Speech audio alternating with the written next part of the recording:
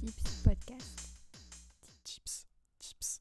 Nos conseils pour les entrepreneurs. Bonjour, je m'appelle Maxime. Actuellement, mon entreprise est en conflit avec un de mes partenaires commerciaux. Je n'ai pas reçu la marchandise que j'avais commandée.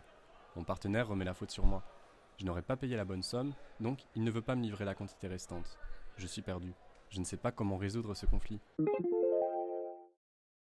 Vous aussi, comme Maxime, vous êtes une entreprise et vous êtes en conflit avec un de vos partenaires commerciaux.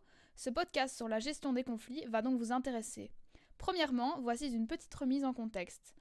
Un conflit en organisation se définit comme un blocage des mécanismes normaux de prise de décision, de sorte qu'un individu ou un groupe d'individus éprouve des difficultés à opérer le choix d'une action. En tant qu'entreprise, vous pouvez rencontrer différents conflits tels que le conflit organisationnel, le conflit de concurrence, le conflit mimétique, le conflit de valeurs, le malentendu, le conflit interpersonnel, les conflits de génération et les conflits de pouvoir. Dans le cas du conflit de Maxime, il s'agit d'un malentendu puisque les deux parties ne sont pas en accord, ils se rejettent la faute. Afin de résoudre au mieux le conflit, il est nécessaire que Maxime se pose 3 questions importantes. Quelle est la source du conflit et sa nature? Quelles sont les personnalités impliquées? Et quels sont les enjeux? Lorsque vous êtes en conflit avec un fournisseur, la nature du conflit peut provenir d'une mauvaise exécution, voire d'une inexécution des obligations d'une des parties. Par contre, si un problème survient avec un de vos associés, la nature du différend peut être liée à des problèmes de communication. Afin de résoudre au mieux ce conflit, Maxime, directeur de son entreprise, doit garder la tête froide. Plus que jamais, il doit pouvoir décider et agir rapidement. Cela sans précipitation afin de faire valoir ses intérêts et ceux de son entreprise. Être bien entouré dans ces moments-là aide à mener la barque à bon port. Dans le but de résoudre son conflit, Maxime a le choix entre 7 méthodes de résolution de conflits. La médiation, le droit collaboratif, la négociation, la prévention, la conciliation, l'arbitrage et les tribunaux. Dans le cas de Maxime, la médiation et la procédure judiciaire seront les méthodes qui lui seront proposées. Ça fait beaucoup tout ça. Je ne sais pas quelle solution prendre. Laquelle peut résoudre le mieux mon conflit? La première méthode que Maxime peut utiliser pour résoudre son conflit est la médiation. Plus particulièrement, la médiation commerciale car elle s'intéresse à des conflits externes qui portent sur les relations de l'entreprise avec les fournisseurs, les clients et les interlocuteurs politiques, administratifs et financiers. Selon Jacques Faget, la médiation commerciale vient des États-Unis et est largement répandue dans l'ensemble des pays occidentaux et a fait l'objet de reconnaissances juridiques multiples. Mais pourquoi devrais-je recourir à la médiation? Premièrement, la médiation coûte moins cher et prend nettement moins de temps que d'entamer une procédure judiciaire. Mais pas que. En tant qu'entreprise, vous désirez peut-être également que vos conflits ne s'ébruitent pas ou qu'ils soient résolus assez rapidement, ou encore parce que vous souhaitez conserver ou rétablir un lien de confiance avec le partenaire en question. Mais concrètement, recourir à la médiation, c'est faire quoi? Il s'agit d'engager un médiateur agréé en matière civile et commerciale, car oui, un médiateur peut avoir différentes spécificités. Il peut être neutre, indépendant et impartial. Il vous aidera à trouver une solution satisfaisante tant pour vous que pour votre partenaire commercial. Cependant, la principale nuance avec les procédures judiciaires est que le médiateur ne décide pas pour vous.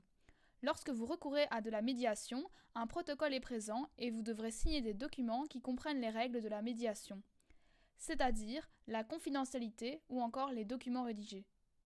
Mais quel résultat obtiendrai-je grâce à la médiation? Vous pouvez aboutir à un accord total ou partiel qui sera rédigé avec le médiateur. Bien sûr, si la médiation n'aboutit pas, vous pouvez tout de même entreprendre une procédure judiciaire. Mais combien tout ça va me coûter? Heureusement pour vous, Maxime, le recours à la médiation coûte moins cher qu'une procédure judiciaire. Afin d'avoir une estimation, le coût serait supérieur à 10 000 € dans 20% des cas. Il se situerait entre 5 000 et 10 000 € dans 30% d'entre eux, et enfin entre 2 000 et 5 000 € dans 36% des conflits. J'ai entendu parler d'une seconde méthode de résolution de conflit qui s'appliquerait dans mon cas. Puis-je connaître tous les choix afin de prendre la meilleure solution?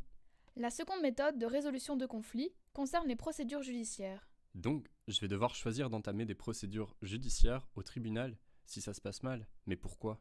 Si les autres méthodes de gestion de conflits n'ont pas résolu le problème, il n'y a plus que la solution d'introduire une action en justice. Cette solution est destinée à faire valoir ses droits.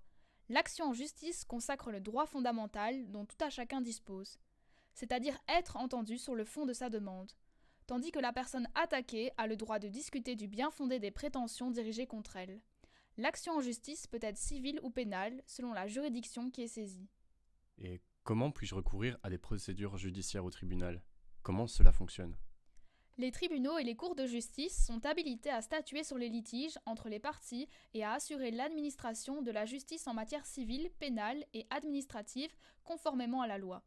Le tribunal rend un jugement après avoir entendu les parties et examiné le dossier et les pièces communiquées. La plupart du temps, les jugements sont susceptibles de faire l'objet d'un appel devant une autre juridiction.